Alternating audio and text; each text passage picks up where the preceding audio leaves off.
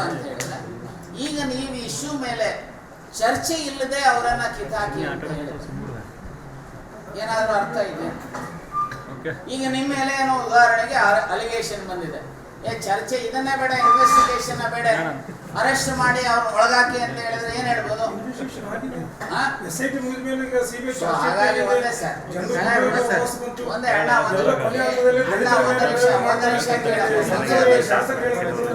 ಒಂದು ನಿಮಿಷ ಆ ರೂಲ್ಸ್ ಅಲ್ಲಿ ಇದೆಯಲ್ಲ, ವಿಧಾನಸಭೆ ಮತ್ತು ವಿಧಾನ ಪರಿಷತ್ತಿನಲ್ಲಿ ರೂಲ್ಸ್ ಇದೆಯಲ್ಲ, ಆ ರೂಲ್ಸ್ ಅಲ್ಲಿ ಸ್ಪಷ್ಟ ಇದೆ ಯಾವುದಾದ್ರೂ ನ್ಯಾಯಾಲಯದಲ್ಲಿ ಪೆಂಡಿಂಗ್ ಇದ್ದರೆ ಏನು ಕ್ರಮ ಜರುಗಿಸಬೇಕು ಅಂತ.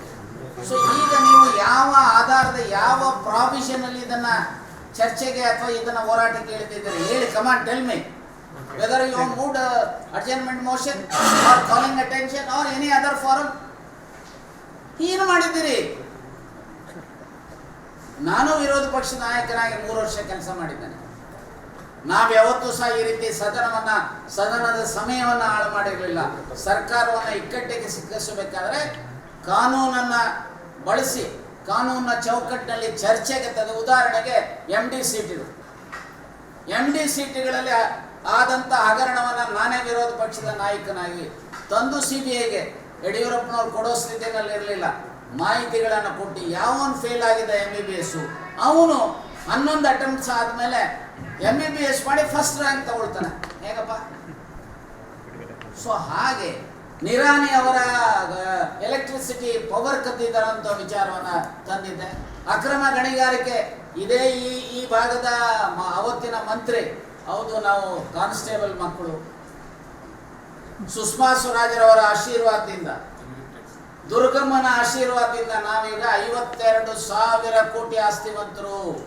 ಪಾಪ ದೇವರಾಜ ಅರಸು 8 ವರ್ಷ ಮುಖ್ಯಮಂತ್ರಿಗಳಾದ್ರು, 8 ಕೋಟಿನೂ ಆಸ್ತಿ ಇಲ್ಲ ಅವರು. ನಾನು ಅದಕ್ಕೆ ಹೇಳಿದ್ದು, ಯಾಕೆ ಇಲ್ಲಿ ದೇವರಾಜ ಅರಸರ ಪ್ರಸ್ತಾಪ ಮಾಡಕ್ ಬಂದೆ ಅಂದ್ರೆ ಆ ಕಾರಣಕ್ಕೆ, ಇಲ್ಲಿ ಸಾಮ್ರಾಜ್ಯಶಾಹಿ ವ್ಯವಸ್ಥೆ ಇದೆ ಅಂತ.